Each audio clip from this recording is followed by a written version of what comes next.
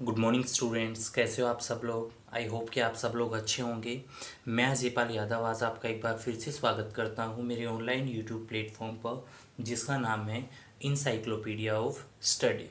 आज हम हिस्ट्री की क्लास पढ़ेंगे। जैसा कि पिछली हिस्ट्री की क्लास में हमने मुग़ल शासक हुमायूं के बारे में पढ़ा था।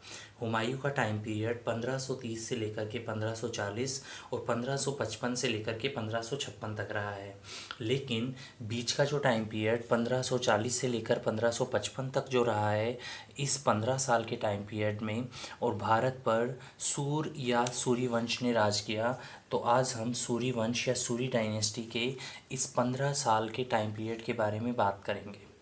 सूरी वंश के फाउंडर या सूरी वंश के संस्थापक रहे हैं शेर शाह सूरी।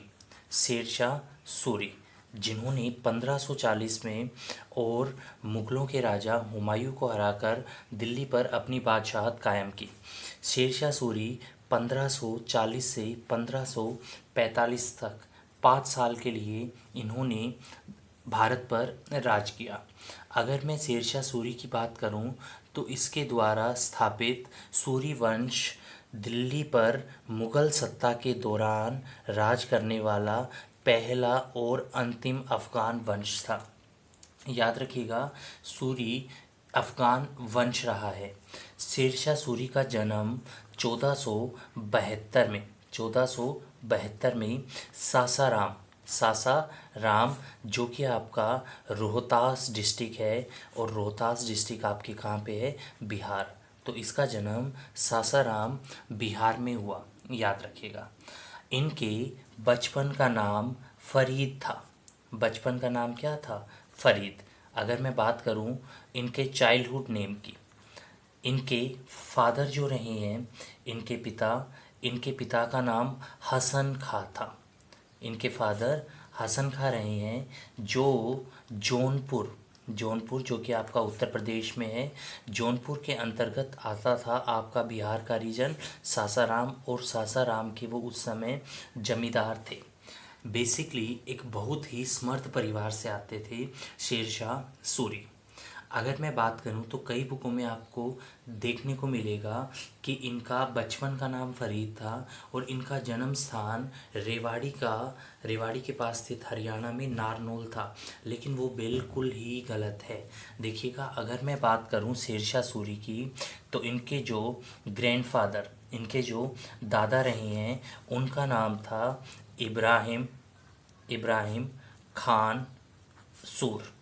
और इब्राहिम खान जो सूर रहे हैं, वो नारनौल के जागीरदार रहे हैं।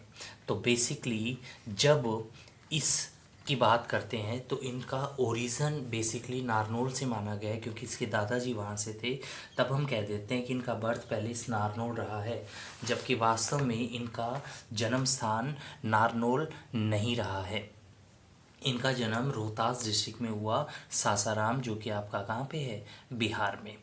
अगर मैं बात करूं शेरशाह सूरी की, तो शेरशाह सूरी को एक टाइटल दिया गया था, एक उपाधि दी गई थी, और वो उपाधि थी शेर खान। देखिएगा, शेर खान का टाइटल इसे उस समय बंगाल और बिहार के राजा बाबर खान लोहानी ने दिया। याद रखिएगा, बाबर खान लोहानी ने इसे शेर खान का टाइटल दिया। शेर खान का मतलब है कि जैसे ही एक बार ये घूम रहे थे बिहार और बंगाल के राजा बाबर खान लोहानी के सामने, तो इनके साथ सामने एकदम से एक शेर आ जाता है और ये एक ही झटके में उसकी गर्दन अलग कर देते हैं। इससे खुश होकर के और बाबर खान लोहानी इसे शेर खान की टाइटल या शेर खान की उपाधि देते हैं। इसका एक और भी टाइटल रहा है शेर शाह, वो हम आगे पढ़ेंगे। अगर आपसे कोई पूछता है कि इन्होंने अपने वंश का नाम सूरी वंश क्यों रखा या सूरवंश क्यों रखा, तो बेसिकली अगर मैं बात करूं अफ़गानिस्तान की, तो अफ़गानिस्तान में एक ट्राइब या एक जाति है, जिस जाति का नाम है पश्तू। और पश्तू ट्राइब्स के अंदर काफ़ी छोटे छोटे कबीले होते थे, और उसी में से एक कबीले का नाम था क्या, सूर कबीला। और सूर कबीले से संबंधित थे शेरशाह सूरी। यही रीज़न था कि इन्होंने अपने एम्पायर या अपने साम्राज्य को जब एस्टेब्लिश किया तो इन्होंने अपने वंश का नाम क्या रखा? सूरवंश। बेसिकली अगर मैं बात करूं शेरशाह सूरी की, तो इन्होंने बाबर का साथ दिया था उनके द्वारा लड़े गए काफ़ी ऐतिहासिक युद्धों में। और जैसे ही बाबर की डेथ होने के बाद उसके बेटे नए राजा बनते हैं हुमायूं, तो हुमायूं के साथ भी आपने पिछली क्लास में पढ़ा होगा, इसने 1539 में चौसा और 1540 में बिलग्राम या कन्नौज का युद्ध लड़ा। 1540 में बिलग्राम या इसी युद्ध को हिस्ट्री में बैटल ऑफ कन्नौज, कन्नौज के युद्ध के नाम से भी जाना जाता है। उसमें हुमायूं को हरा ये भारत के नए राजा बने, और नए राजा के बनने के साथ साथ ही took the title of Sher Shah. याद रखिएगा, इन्होंने इसके बाद शेर शाह की उपाधि ली। राजा बनने के बाद इन्होंने धीरे धीरे और काफ़ी रीजन्स को अपने अंदर शामिल करना शुरू किया। 1543 में इन्होंने मारवाड़ के राजा मालदेव राठौर को हरा। अजमेर से माउंट आबू तक के रीजन को अपने साम्राज्य में मिलाया।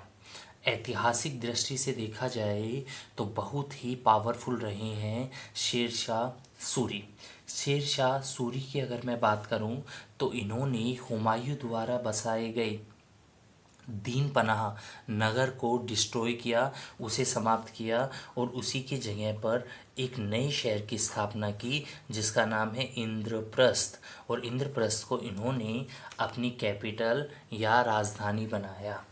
सबसे ज़्यादा शेरशाह सूरी को जाना जाएगा रोड नेटवर्क के लिए या सड़कों का जाल बिछाने के लिए।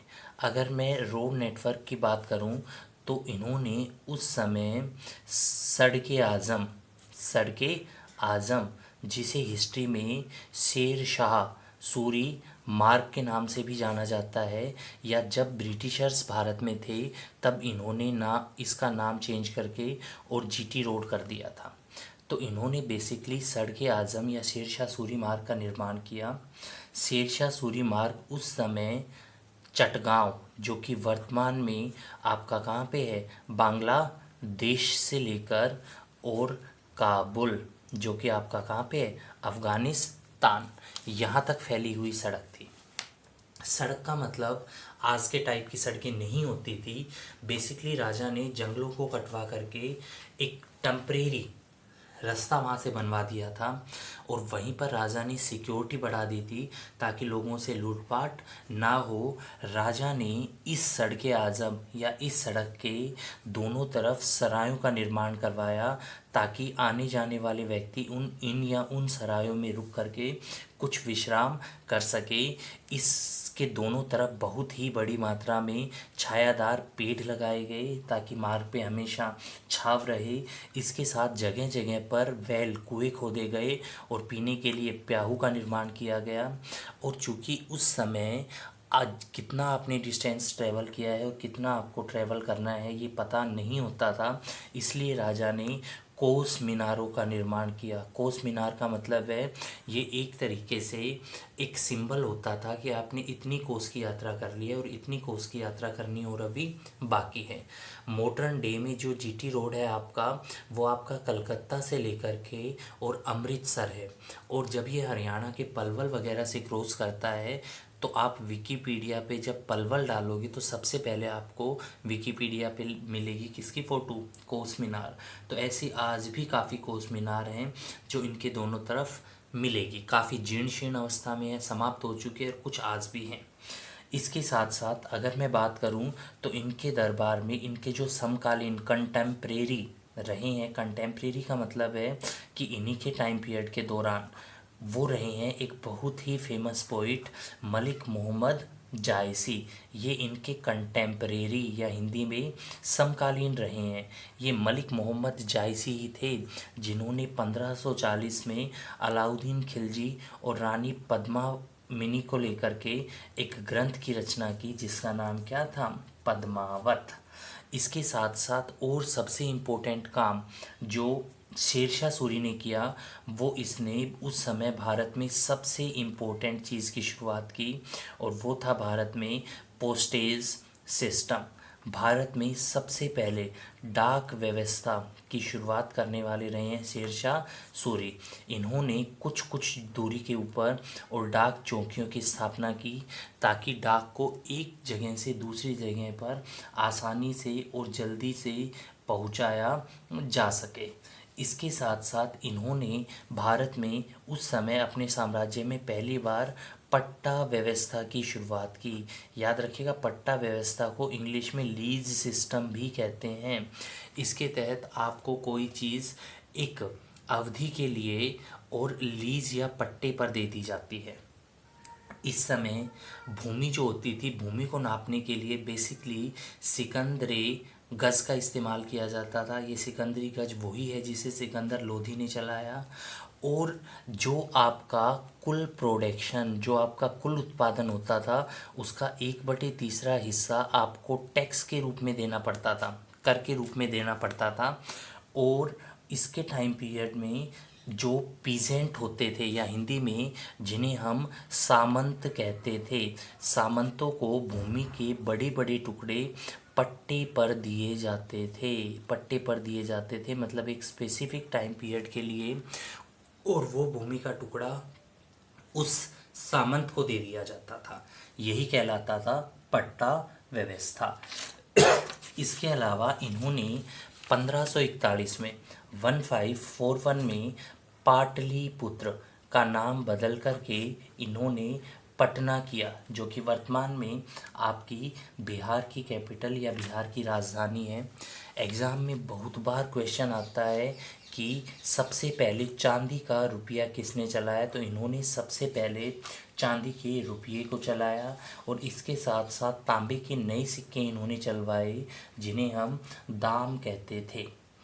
अगर मैं बात करूं तो इन्होंने रोहतास फोर्ट, रोहतास का किला है, जो कि आपका कहाँ पे है, वर्तमान समय में पाकिस्तान में। और एक में बिल्कुल भी कंफ्यूज मत होना, एक रोहतास फोर्ट है और एक रोहतासगढ़, रोहतासगढ़ का किला है। जो रोहतासगढ़ का किला है वो वर्तमान समय में बिहार में है, बिहार में है। और रोहतास का किला जो है वो वर्तमान समय में पाकिस्तान में है। इसके साथ साथ इन्होंने पटना में शेर शाह सूरी मस्जिद का निर्माण किया, शेर शाह सूरी मस्जिद का निर्माण किया। इसके साथ साथ इन्होंने दिल्ली में पुराने किले, पुराने किले का निर्माण किया। पुराना किला बेसिकली इंद्रप्रस्थ में बसा हुआ था, जो कि इनकी राजधानी थी। और पुराने किले के अंदर इन्होंने एक मस्जिद का निर्माण किया, जिसका नाम था किला ए कोहना।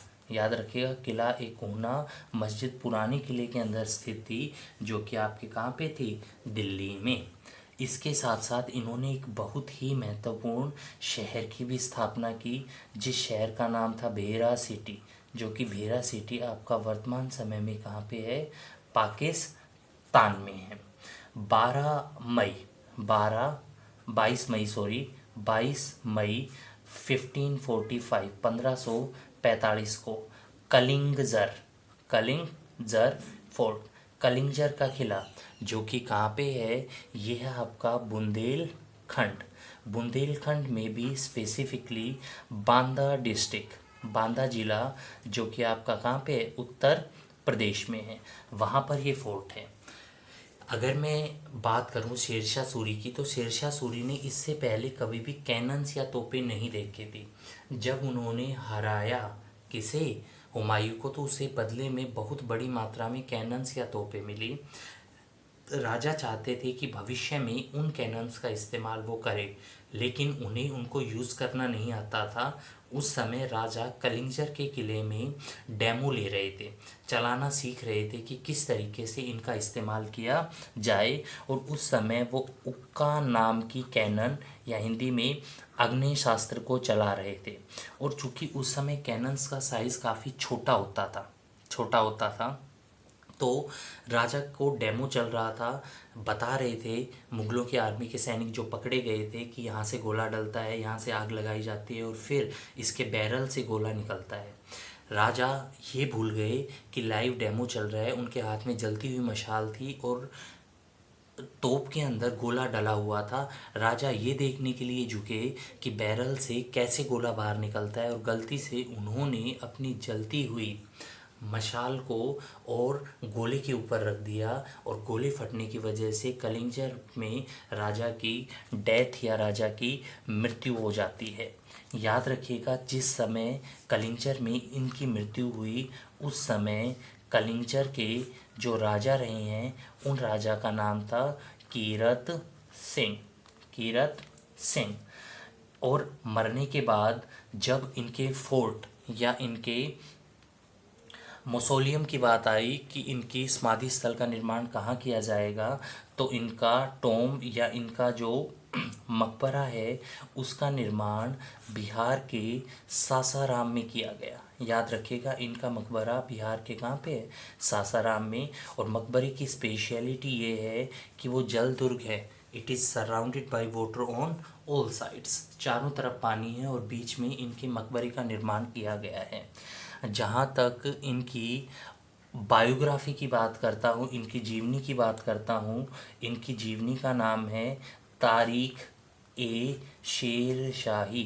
तारीख ए शेर शाही। और इनकी जीवनी को लिखा है किसने? इनकी जीवनी को लिखा है अब्बास खान सरवानी ने। याद रखिएगा, अब्बास खान सरवानी द्वारा लिखी गई इनकी जीवनी का नाम है तारीख ए शेर शाही। शेरशाह सूरी की मृत्यु के बाद उसके बेटे इस्लाम शाह सूरी नए राजा बने, लेकिन इसके बाद जितने भी राजा बने वो इतिहास में बिल्कुल भी पावरफुल राजा नहीं थे। इस्लाम शाह सूरी ने 1545 से लेकर के 1553 तक रूल किया। इसके बाद अगले राजा बने मोहम्मद फिफ्थ। मोहम्मद फिफ्थ ने 1553 से लेकर के 1554 तक राज किया। उसके बाद राजा बने इब्राहिम थर्ड। इब्राहिम थर्ड ने 1554 से लेकर के 1555 तक राज किया। और इसके बाद इस वंश के अंतिम राजा बने सिकंदर शाह सूरी। सिकंदर शाह सूरी ने 1555 एडी में रूल किया। दिन था 22 जून और ईयर थी 1555 1555। हुमायूं अपने दोस्त बैरम खां को लेकर के पहुंचते हैं पंजाब में। और पंजाब में 22 जून 1555 को आपने पिछली क्लास में भी पढ़ा होगा, बैटल ऑफ सरहिंद। सरहिंद का युद्ध लड़ा जाता है, जो कि वर्तमान समय में सरहिंद फतेहगढ़ ज़िला है पंजाब का। और इस सरहिंद के युद्ध में सिकंदर सूरी की हार होती है। हालांकि इनकी मृत्यु 1557 में हुई, लेकिन इस दिन इनके हार के साथ ही और सूरी वंश की समाप्ति हो जाती है और दोबारा से मुग़ल वंश की स्थापना हो जाती है और राजा बनते हैं हुमायूं। हमने पिछली क्लास में पढ़ा भी था। इससे अगले ही साल 1556 में हुमायूं की क्या हो जाती है? मृत्यु। तो आज की क्लास बस इतनी ही। आई होप कि आपको ये क्लास समझ में आई होगी। प्लीज़ इसे ज़्यादा से ज़्यादा शेयर, लाइक और सब्सक्राइब कीजिएगा, ताकि हम आपको बेटर से बेटर और अच्छा से अच्छा कंटेंट दे सकें। Thank you. जय हिंद, जय भारत।